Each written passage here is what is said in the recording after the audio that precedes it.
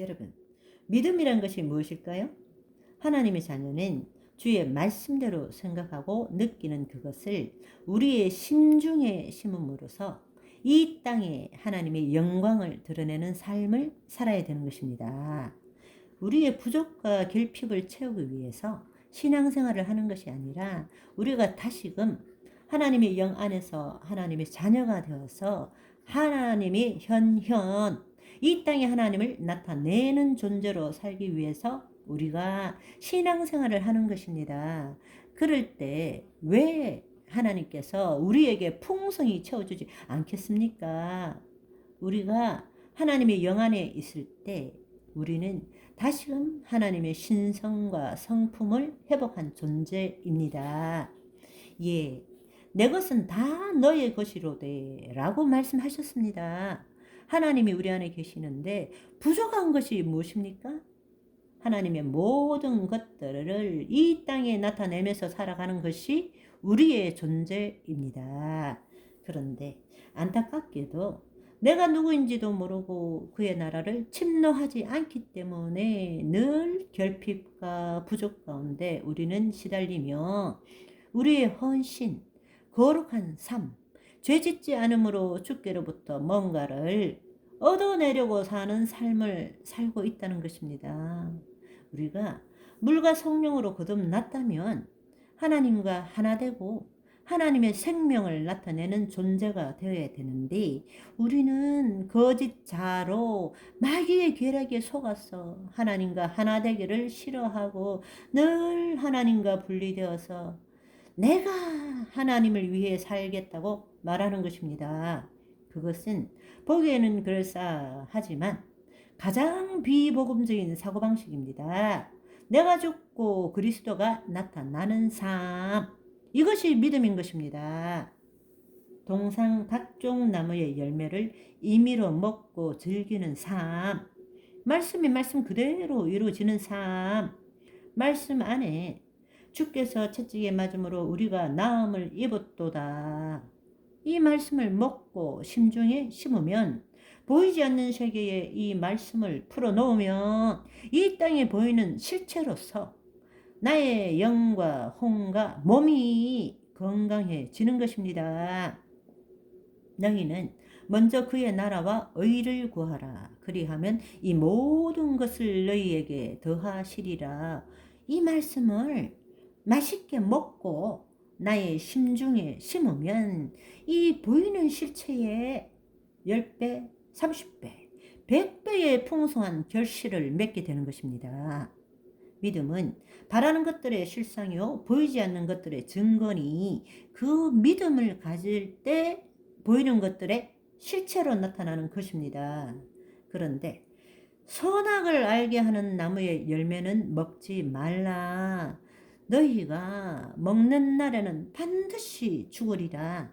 이 말씀은 아담과 하와에게만 한 것이 아닙니다. 오늘날 우리에게도 여러분들에게도 말씀하신 것입니다. 성경에 임의로 먹을 복 주시겠다고 작정하시고 하신 말씀을 먹지 않고 예수님과 분리되었어.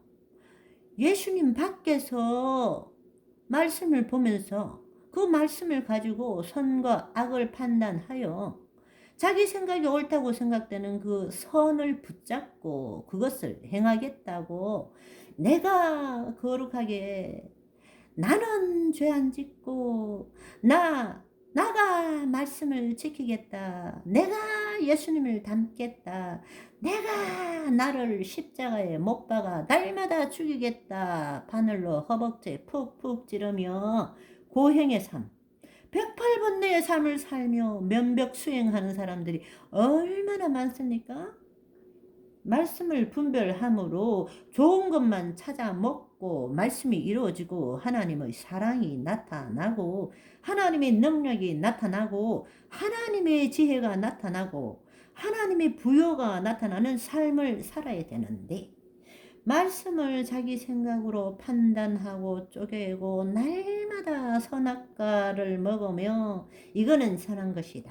저거는 악한 것이다 하며 날마다 눈만 뜨면 남을 판단하고 자기도 판단해요. 이렇게 사는 어리석은 사람, 지옥 불 못 갈 사람이 믿는다 하는 사람 중에도 얼마나 많습니까? 특별히 자칭 이단 간별사 이런 사람은 선악과 따먹기를 중지하고 회개하지 않으면, 그러니까 날마다 선악과 따먹는 그 생활을 청산하지 않으면 100% 지옥 땔감 됩니다. 서론이 길어졌는데요. 오늘은 안식의 세 가지 의미가 너무나 중요하기 때문에 어제 방송 나갔지만 오늘은 복습하는 의미로 다시 요약하고 보충해 드리는 시간을 가지겠습니다. 성경이 말하는 안식이 세 가지가 있는데, 지금 우리가 예수님 안에서 안식을 누리며 주의 일을 행하는 삶, 예수님이 나타나는 삶, 이것이 아나파우시스 안식입니다. 히브리서 4장 10절에서 13절, 이미 그의 안식에 들어간 자는 하나님이 자기의 일을 쉬심과 같이 그도 자기의 일을 쉬느니라. 그러므로 우리가 저 안식에 들어가기를 힘쓸지니 이는 누구든지 저 순종하지 아니하는 본에 빠지지 않게 하려 함이라. 하나님의 말씀은 살아있고 활력이 있어 좌우의 날선 어떤 검보다도 예리하여 혼과 영과 및 관절과 골수를 찔러 쪼개기까지 하며 또 마음의 생각과 뜻을 판단하나니 지으신 것이 하나도 그 앞에 나타나지 않음이 없고 우리의 결산을 받으실 이의 눈앞에 만물이 불거벗은 것 같이 드러나느니라. 이 아나파우시스를 누리며 산 자들만이 처음 익은 열매로 판병되어 몸이 부활하는데, 이미 주 안에서 죽은 자들과 살아있는 우리, 주 안에서 살아서 안식을 누리던 자들이 예수님의 재림시의 영화로운 몸으로의 부활을 입고 영원한 몸, 새로운 몸을 입은 부활체로서, 부활체의 몸은 공간 제한이 없습니다. 예수님과 같이 천년의 기간의 새로운 창조 세계에 참여하여 천년왕국에서 왕같은 제사장의 신분이 되어서 새로운 인류 백성들을 다스리게 됩니다. 4절에서 7절, 제7일에 관하여는 어딘가에 이렇게 일렀으되 하나님은 제7일에 그의 모든 일을 쉬셨다 하였으며 또다시 거기에 그들이 내 안식에 들어오지 못하리라 하였으니, 그러면 거기에 들어갈 자들이 남아 있거니와 복음 전함을 먼저 받은 자들은 순종하지 아니함으로 말미암아 들어가지 못하였으므로 오랜 후에 다윗의 글에 다시 어느 날을 정하여 오늘이라고 미리 이같이 일렀으되 오늘 너희가 그의 음성을 듣거든 너희 마음을 완고하게 하지 말라. 이것이 카타파우시스 안식입니다. 천년왕국의 부활체가 아니고 마귀가 통치하는 6천년의 세월 속에서도 짐승표를 받지 않고 그때까지 생존해 있는 자들, 대부분은 이스라엘인데 더 소수의 이방인도 있습니다. 이들 다 합쳐도 아주 소수입니다. 이들이 천년왕국으로 들어와서 생육하고 번성하는데, 태초의 지구 환경 비슷한 곳에서 천년 정도의 수명으로 휴거 신부들의 다스림을 받으며 쾌적하게 살아갑니다. 그러니까 백성들은 부활체 몸은 아니고 지금 우리 같은 몸을 입고 있지만 예수님의 재림시 천재지변의 변화로 지형이 바뀌어집니다. 지금의 5대양 6대주와는 전혀 다른 모습의 지구가 펼쳐지는데 각 섬도 없어지고 산악도 간데 없더라. 그러니까 평원이 많아지고 지금 지구 땅보다는 훨씬 넓고 광활한 땅이 조성됩니다. 지금 바닷속에 있는 땅이 무트로 바뀌기 때문에 플랑크톤 각종 미네랄이 공기 중에 많이 보충되고 바다는 지금보다는 훨씬 좁아집니다. 시내 호수, 강이 주를 이루겠죠. 땅이 뒤집어지고 하늘이 무너져 버리는 그런 상황에 지구의 온 땅이 경작이 되어 버린 것입니다. 그래서 옥토를 이룹니다.